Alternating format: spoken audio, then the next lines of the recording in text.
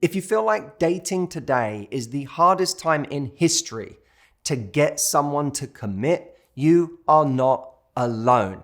For so many people out there who feel like they only find casual relationships, people who say they're not ready, people who are not emotionally available, people who don't believe in monogamy, people who don't want to get married again because they've been married before and they don't want to do it all over again.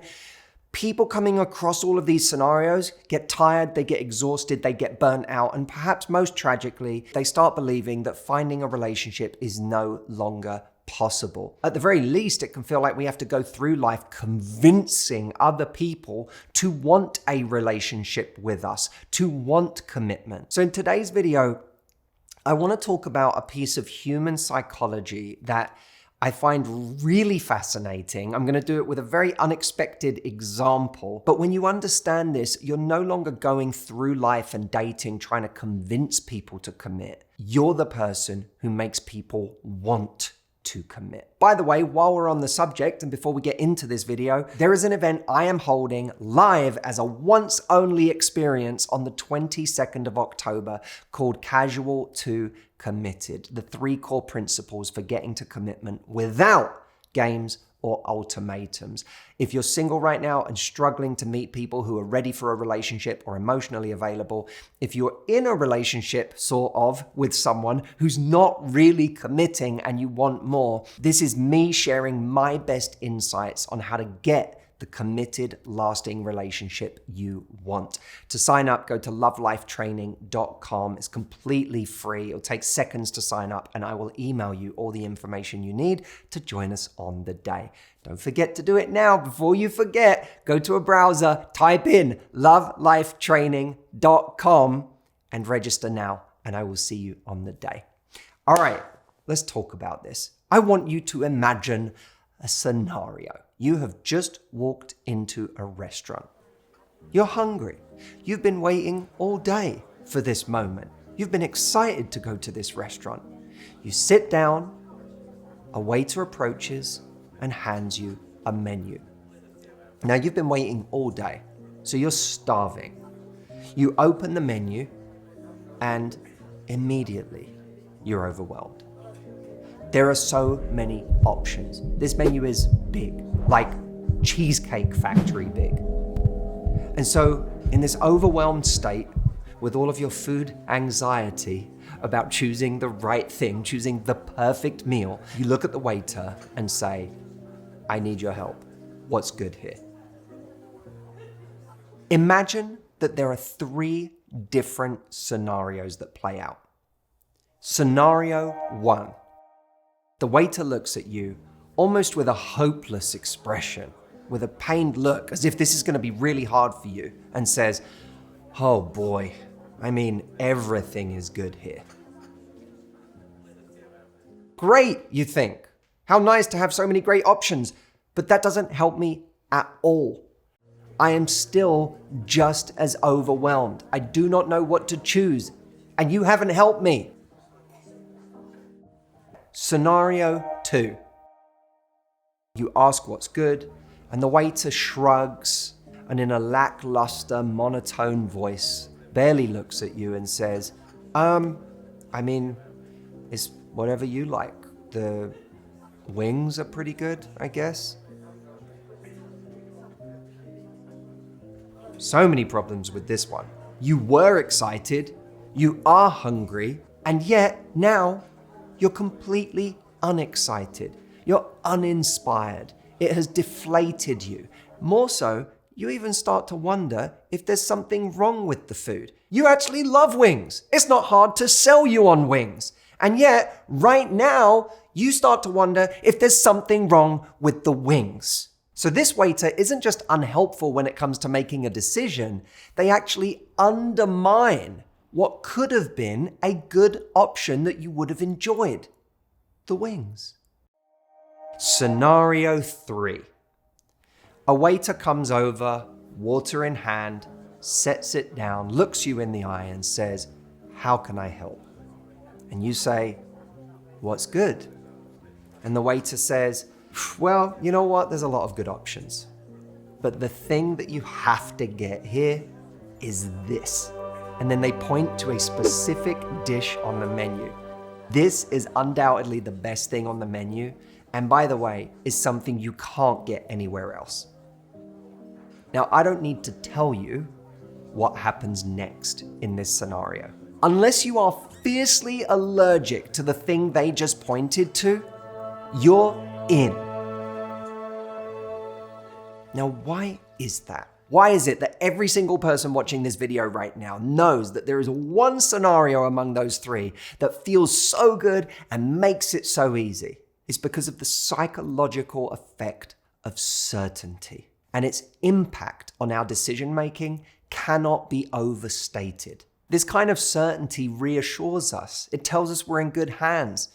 It mutes our anxieties about choosing the wrong thing on the menu or missing out on the right thing, quietens that part of our mind that makes us not enjoy things, and instead gives us permission to just lean into the choice we've made, a choice that we have been reassured is the best one, so we don't need to worry about it. Now, how does all of this relate to your love life? Think about it.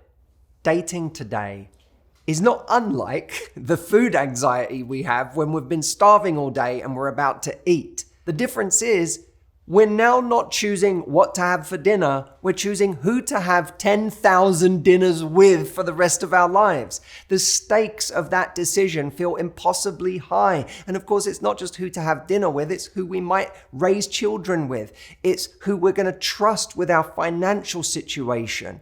It's who we're going to be okay sharing a bed with every night for the rest of our lives. It's no wonder we feel anxious in this area, men and women alike. This isn't just, oh, people don't commit these days. This is people are nervous about making the wrong choice.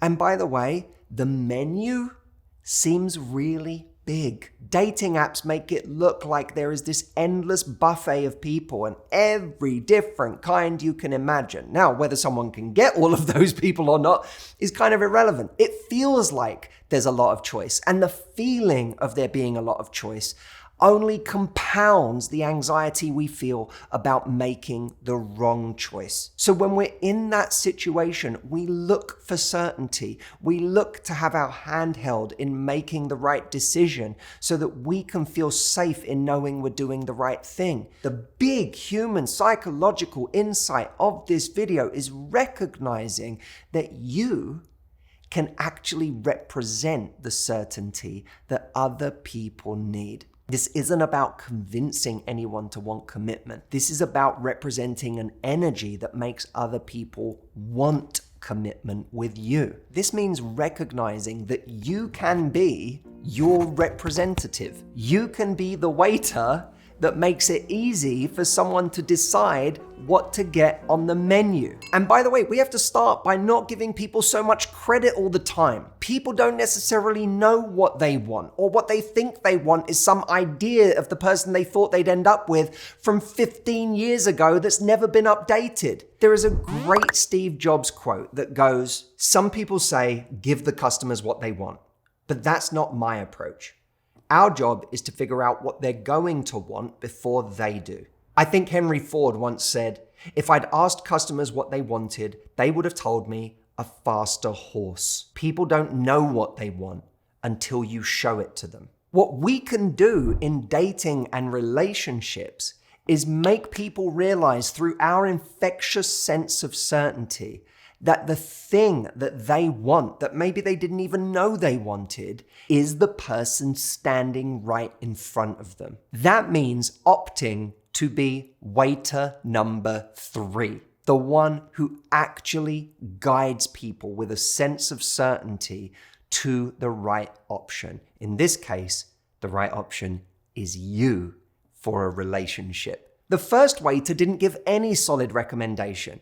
They weren't making you feel weird about items on the menu or feeling like they weren't good. It still wasn't helpful, and it wasn't recommending anything. And that's the important part about dating, is that if you want someone to choose you, you have to be willing to recommend yourself. You can't get away with saying, everyone's great, I'm great too, do your thing. How many YouTube channels are there? How many channels are there like my YouTube channel? a bunch. When I'm talking about my YouTube channel, especially when I want people to actually engage with it and watch it, I don't say, there's plenty of great YouTube channels.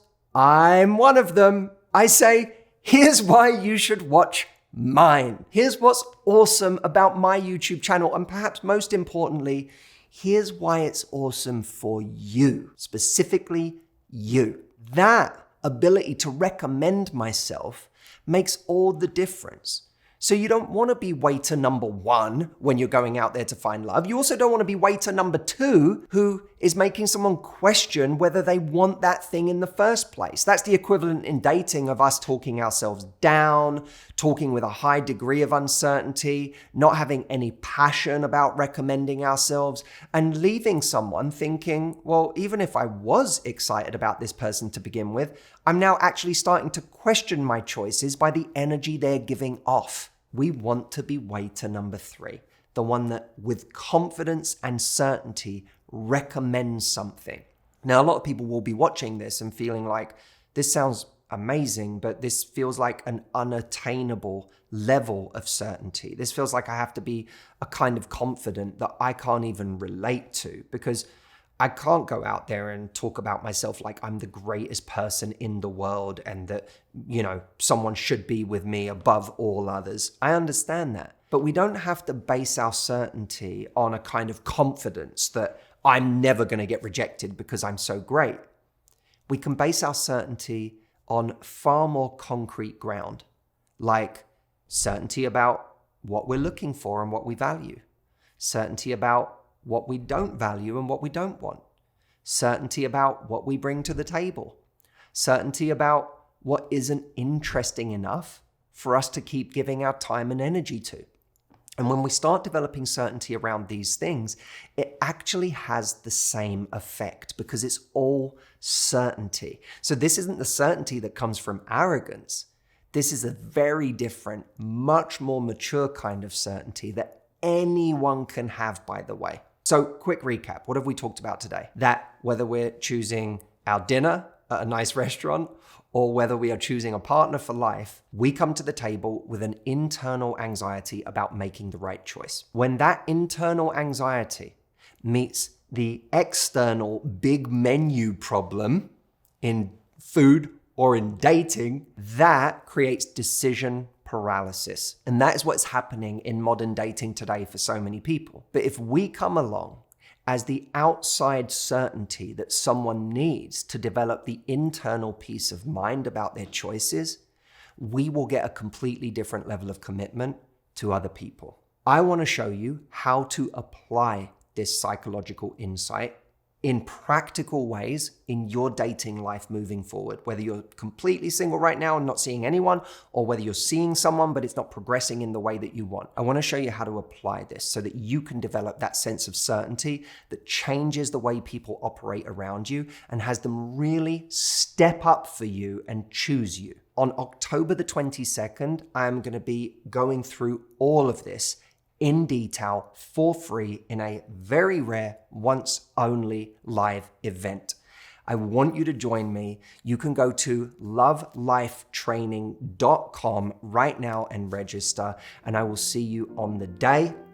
I hope you enjoyed this video. I've really enjoyed making it for you, and I can't wait to see you on October the 22nd. Lovelifetraining.com is the link. Look for me in your inbox today. Once you've signed up, I'll send you all of the information, and I will see you on the 22nd of October. Thank you for watching. Be well and love life.